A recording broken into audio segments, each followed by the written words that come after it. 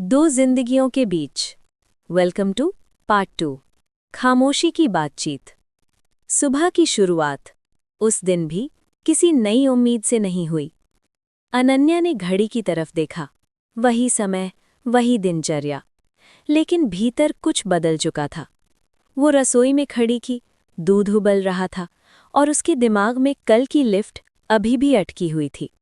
कुछ सेकंड की खामोशी जो बहुत कुछ कह गई थी। राजीव तैयार हो रहा था। शीशे के सामने टाई बांधते हुए बोला, आज देर हो जाएगी, मीटिंग है। अनन्या ने कुछ नहीं कहा। अब वो इन बातों पर रुकती नहीं थी। ऑफिस की ओर जाते हुए उसने महसूस किया, वो रास्ता जो रोज का था आज अलग लग रहा था, क्योंकि उसके भीतर एक नई बेचैनी थी। ऑफिस पहुंचते ही काम शुरू हो गया, लेकिन अनन्या काम में नहीं थी, काम उसमें था। दोपहर के आसपास आरव का मैसेज आया, अगर फ्री हो तो कॉफी।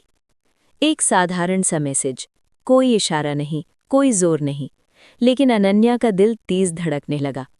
उसने 2 मिनट तक मोबाइल देखा, फिर जवाब दिया, हाँ 10 मिनट में। कॉफी एरिया ज्यादा भरा हुआ नहीं था। दोनों सामने सामने खड़े थे। कुछ पल कोई नहीं बोला। फिर आरव ने कहा, मैं आपको असहज नहीं करना चाहता था। अनन्या ने उसकी तरफ देखा। वो पहली बार था जब उसने सीधे उसकी आंखों में देखा। लेकिन? अनन्या ने पूछा। आरव मुस्कुराया। लेकिन अगर आप कभी बात करना चाहें तो मैं सुन सकता हूं। ये वाक्य किसी वादे जैसा नहीं था, बस एक खुला दरवाज़ा था। अनन्या ने गहरी सांस ली और धीरे से बोली, मुझे नहीं पता मैं क्या चाहती हूं। आरव ने कोई सलाह नहीं दी, कोई सवाल नहीं पूछा, बस कहा, जरूरी नहीं हर चीज का जवाब हो। उस पल अनन्या की आंखें भर आईं, क्योंकि सालों बाद किसी ने उसकी उलझन को गलत नहीं कहा था। वो ज्यादा देर वहां नहीं रुके। कॉफी खत्म हुई और दोनों अपने अपने काम पर लौट गए। लेकिन कुछ शुरू हो चुका था। उस शाम घर लौटते वक्त अनन्या को लगा वो हल्की है, क्योंकि उसने कुछ कहा था। राजीव ने डिनर के समय पूछा, आज तुम थोड़ी अलग लग रही हो।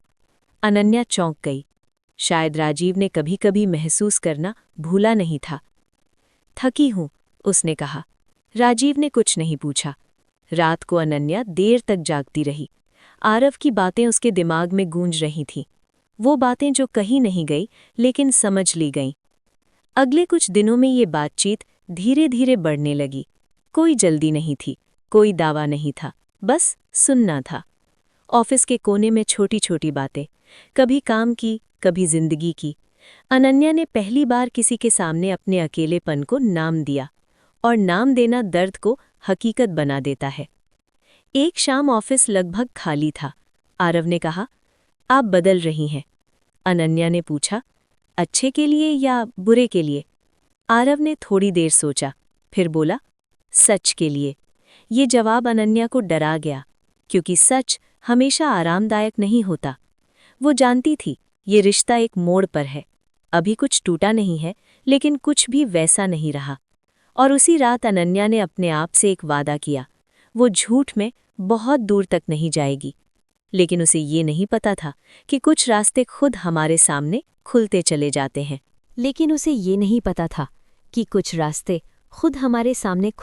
जाते हैं। और जब वो खुलते हैं तो दस्तक नहीं देते। बस एक दिन हम खुद को उन पर चलता हुआ पाते हैं। अनन्या ने खुद से वादा किया था कि वो सतर्क रहेगी, कि वो हर कदम सोच समझ कर रखेगी। लेकिन दिल कभी नक्शा नहीं देखता।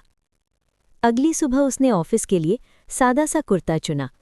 आईने में खुद को देखा। उसे खुद में कोई बदलाव नजर नहीं आया, लेकिन भीतर कुछ और ही चल रहा था।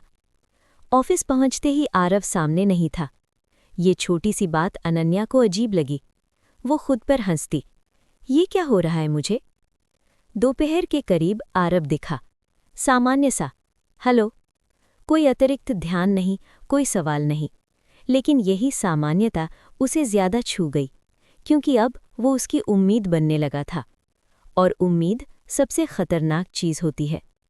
शाम तक दोनों ने काम के अलावा कुछ नहीं कहा, और उसी चुप्पी में अनन्या को खुद का डर साफ सुनाई देने लगा। वो समझ रही थी ये अभी अफेयर नहीं है, लेकिन ये रास्ता उसी दिशा में जा रहा है। और कभी-कभी सबसे बड़ी गलती गलत कदम नहीं होता, बल्कि वक्त रहते रुक न पाना होता है। उस रात अनन्या देर तक जागती रही। राजीव बगल में सो रहा था और वो 2 जिंदगियों के बीच जाग रही थी। उसे नहीं पता था आने वाले दिनों में कौन सा सच किसे तोड़ेगा। बस इतना जानती थी, अब पीछे लौटना पहले जितना आसान नहीं रहा।